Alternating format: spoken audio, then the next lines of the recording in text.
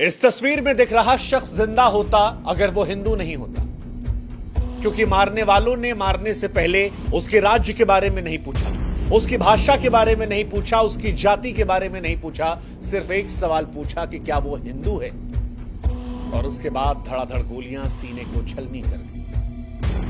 कोई दया नहीं, कोई रहम नहीं, सिर्फ एक सवाल था कि क्या तू हिंदू है, और जब जवाब मिला तो मौत का फैसला हो गया।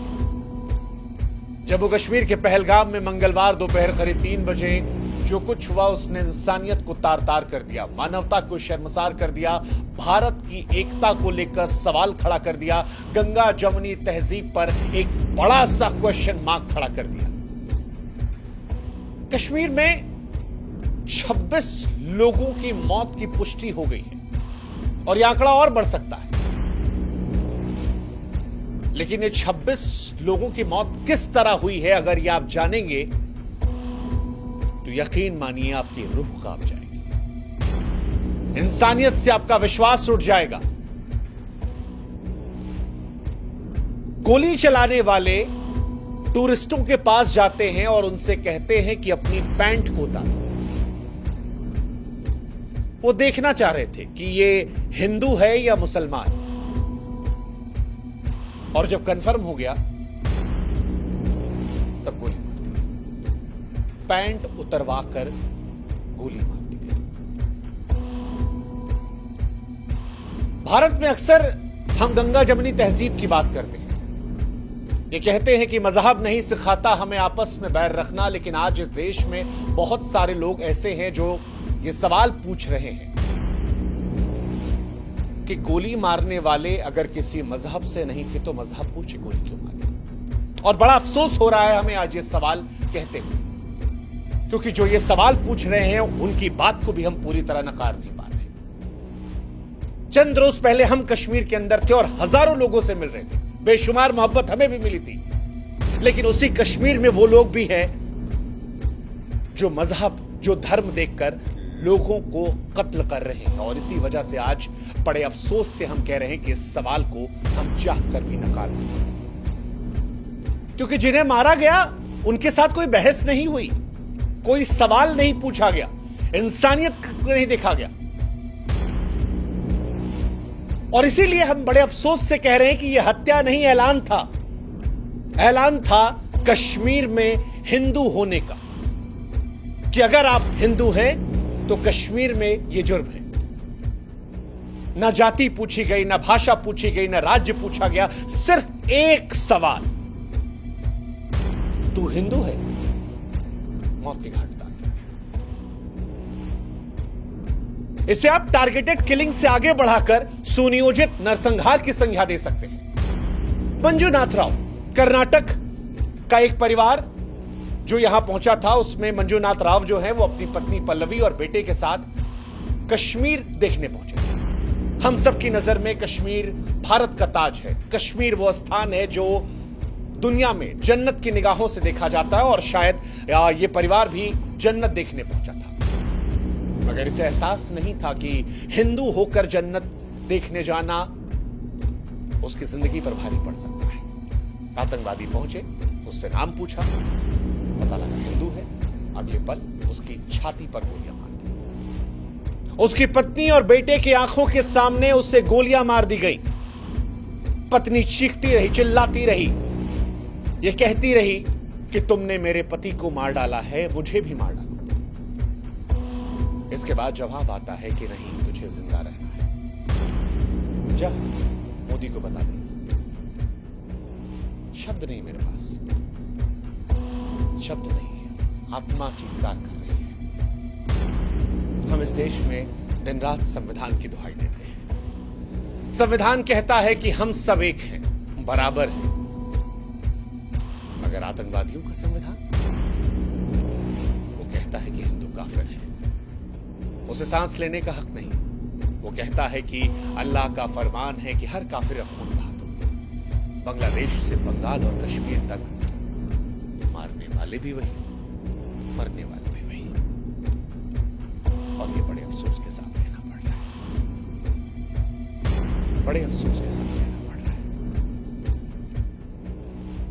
है। ऐसा नहीं कि इस आतंकवादी घटना के जरिए इस देश के हर मुसलमान को हम निशाना बना रहे हैं, लेकिन आज इस घटना का जो विरोध नहीं करेगा सवाल उस पर उठेगा, क्योंकि आज ये हत्या मजहब की वजह से हुई है। ये लोग जिंदा होते अगर ये हिंदू नहीं होते। और इसीलिए आज हम इस देश के मुसलमानों से भी कहेंगे कि आप भी आइए, हमारी आवाज में आवाज मिलाइए और बताइए, कहिए चीख कर कि धर्म की वजह से जो हत्या की गई है ये अल्लाह की इबादत नहीं हो सकती, ये मुसलमान नहीं हो सकता। कश्मीर की वादियां जो कभी फूलों की महक और शांति से महका करती थीं, अब हिंदुओं के लिए कसाई खाना बन गई हैं। कश्मीर में हिंदू होना मौत का फरमान है।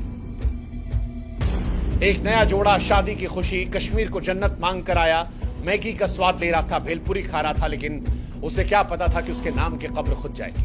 और यह पहली बार नहीं है। द कश्मीर फाइल्स ने जब कश्मीरी पंडितों के घाव को कुरीदा था तो उस फिल्म को इस्लामोफोबिक कहकर खारिज कर दिया गया था। कुछ तारीखों के हेरफेर को लेकर पूरी घटना को इंकार कर दिया गया था। लेकिन कश्मीर में आतंक का मजहबी खून इतिहास जानना जरूरी है और आज वो इतिहास आपको बताएंगे।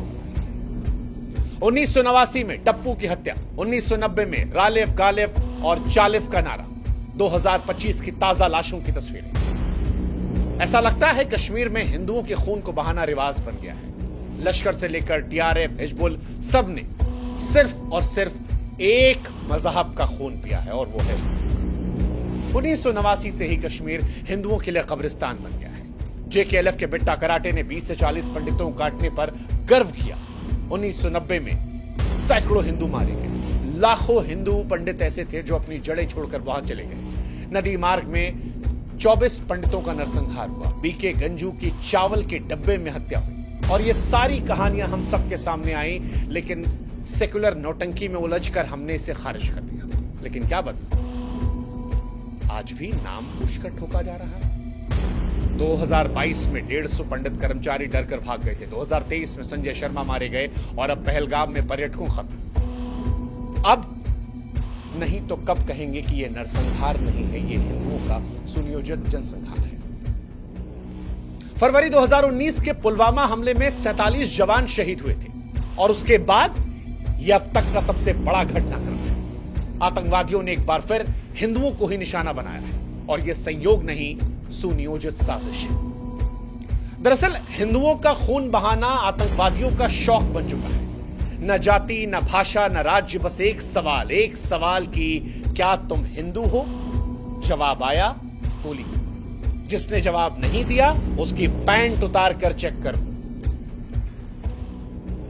सवाल आज इस देश की सरकार से भी है। सवाल आज प्रधानमंत्री नरेंद्र मोदी और गृहमंत्री अमित शाह से भी है कि जब आप ये दावा करते हैं कि देश सुरक्षित हाथों में है, तो ये टारगेटेड हमले कैसे हो रहे हैं?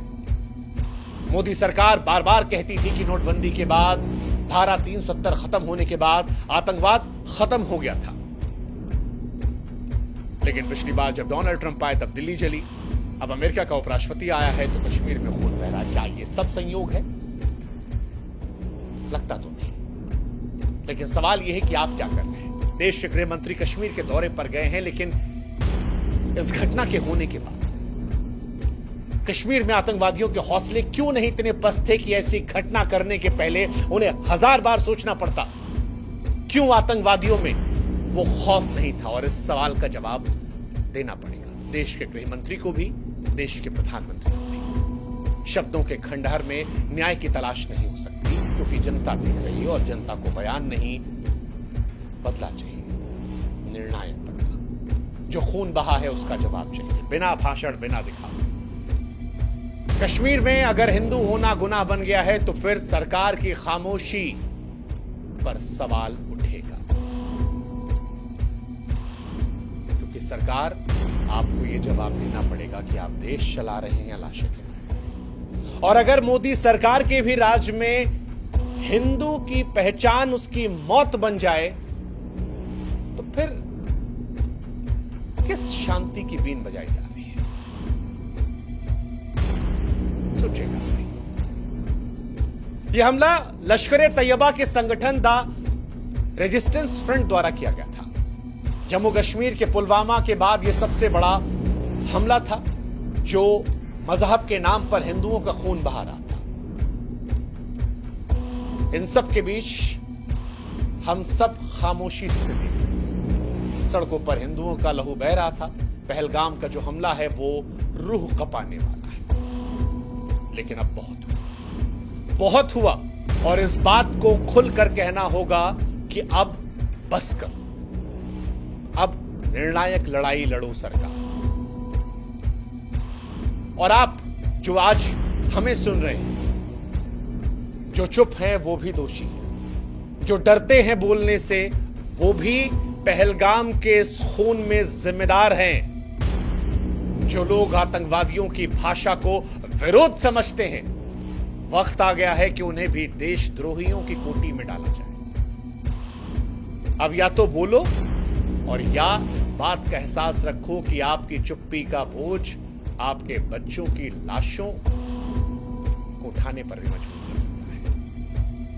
कश्मीर सिर्फ हिंदू का नहीं बल्कि भारत का मुकुट है और यह हमला भारत की अखंडता, भारत की एकता पर भी किया गया है। अब इस मुकुट पर खून के छींटे और बर्दाश्त नहीं, क्योंकि आतंकवाद एक ऐसा सांप है जो पूरी दुनिया को निगल जाएगा और उसे कुचलना जाना जरूरी है। और कश्मीर में मजहबी आतंकवाद का सच अब सारी दुनिया को स्वीकार करना होगा। यह लड़ाई केवल कश्मीर की नहीं है, केवल भारत की नहीं है, यह मानवता की जंग है। आतंकवादियों, उनके समर्थकों, सहानुभूति करने वालों को बेनकाब करना होगा। सरकार से खाना पूर्ति नहीं बल्कि कड़ी कार्रवाई की उम्मीद होगी। हर आतंकवादी को जड़ से उखाड़ना होगा सरकार। हर एक हिंदू का जो खून बहा, हर एक इंसान का जो खून बहा है कश्मीर में, उसका हिसाब लेना होगा। आप कश्मीर को जन्नत बनाने की तैयारी करो, लेकिन उससे पहले इस खूनी जहर को खत्म करो। देश की जनता चीख रही है, अब और खून नहीं, अब और आतंकवाद नहीं, अब और भारत की अखंडता, एकता पर हमला नहीं। आशा करते हैं कि इस घटना के बाद ऐसी घटना से हमें आपको रूबरू नहीं होना पड़ेगा, और अगर होना पड़ा तो इससे बड़ा दुर्भाग्य देश का नहीं होगा। आशा करते हैं कि जिनका खून बहा है उन्हें इंसाफ मिलेगा। आशा करते हैं कि 140 करोड़ भारतीय एक सुर में सुर लगा कहेंगे कि जो हुआ वो भारत की अखंडता, एकता पर हमला था और भारत मजहबी आतंकवाद की और जो नहीं कह रहा उसके बारे में आपको सोचने की जरूरत है। ईश्वर से हम मृतकों के परिजनों को ढांढस देने और मृतकों के लिए शांति की दुआ करेंगे। ओम शांति। जय हिंद।